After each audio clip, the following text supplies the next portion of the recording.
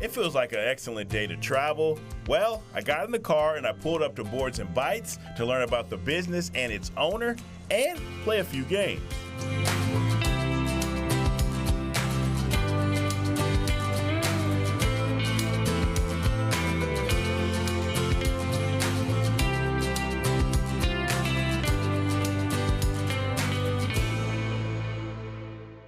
Welcome back to One Tank Trips. I'm here at Boards and Bites. I'm joined now by the owner, Matthew. How are we feeling today? I'm feeling very good, thank you. Yes, sir. So I got to ask you, what made you come up with this type of business?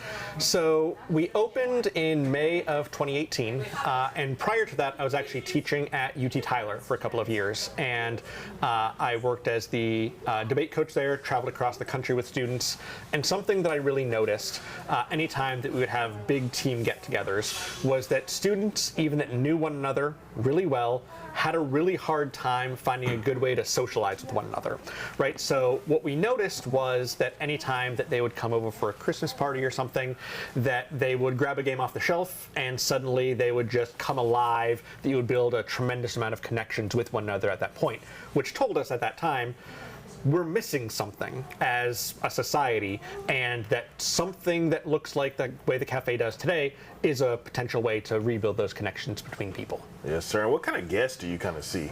The entire spectrum. One of the things that we are really proud of at the cafe is that we really are an intergenerational space. It's not uncommon to see grandparents bringing their grandchildren. We have big groups of women coming and playing mahjong during the days. We have college students. We have, teens going on first dates. We have 30-somethings going on first dates. We have families. We have everyone that you could possibly imagine here. So we've got everyone. Yeah, so what's that like to see a wide variety of people come to your shop? It's amazing. It's lovely that there really aren't a lot of places that can count as that third space in our modern world. You go to work, you go home, but where's that place where you can just be and don't have any expectations put on you? So we feel very privileged that we are able to be that place for so many people. That's awesome. And I heard you got some food and drink. How does that kind of complement the overall experience that we have here? Yeah, obviously you can play, games for hours and hours, but you're going to get hungry. You're going to get thirsty. So we really view it as something that complements one another. That when you are here, maybe you're on game 7 of a chess marathon, but we have really good, high-quality foods that really do leave you very filled up. Basically, anything that we can make at the cafe, we do make at the cafe. So we're making our own sauces. We're doing everything from the ground up. We have a fantastic staff of baristas that are always dreaming up new drink combinations and things. So whether it is just a classic, cup of hot black tea or the most over-the-top thing that you can imagine, if we can put it together, we'll figure out a way to do so for you. That's amazing right there. Most people are kind of online all the time, but how does a face-to-face type of place like this kind of play in the community?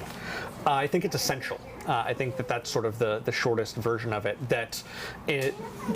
I'm not by any means saying that I'm an anti-technology person. I've got cell phones. It's all over. But there's something unique that happens when you're able to connect with someone, one-to-one across a table.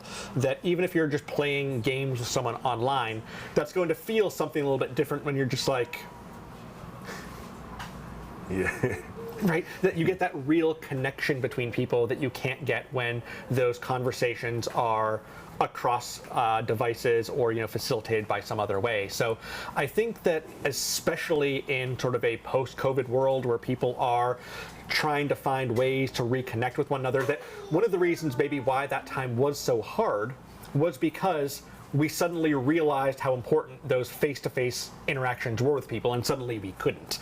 So that's, again, why we think a cafe like ours just does a tremendous amount of community good, because it gives you a good, easy way to just connect with people and just be yourself. Yes, sir. And do y'all have any special events that y'all host? Yeah, so things rotate a fair bit over time. So right now, our big event that we have on a weekly basis is on Tuesdays. It's our date night. So games for 2 people, 2 sandwiches, 2 fancy drinks for $25. $25 in this economy, right? The jokes write themselves, but we really do see ourselves as being a very kind of cost-friendly option for people. So that's the biggest promo that we have going on right now every Tuesdays. But we're always trying different things. We're always rotating different ideas around. So yeah, that's what we're doing. And if people are watching right now, where are you located at? Yeah, so we are in the Green Acres Plaza here in Tyler. So right up on Troop Highway, 1851 Troop. So a short drive from the station, as it were. But if you're familiar with the Green Acres Plaza, we're right there. Yes, sir. And if somebody wants to get in contact with you, where can they get more information? Yeah, the easiest place probably is our social media. Facebook and Instagram are the two places where we post most frequently. We do have our website also, boardsandbytestyler.com, that has all of our menus on it as well. It has an updated version of all of our game libraries and things like that. So if you're like, oh, I played this game in 1996, do you have it? Maybe, right, we might. So all of the really complete information is on the website. But if you're just curious what's going on a Wednesday, our social media is the place to go to for that. All right, Matthew, thank you so much for your time. Great, thank you. Yes, sir. For more information, go to the website right there on your screen.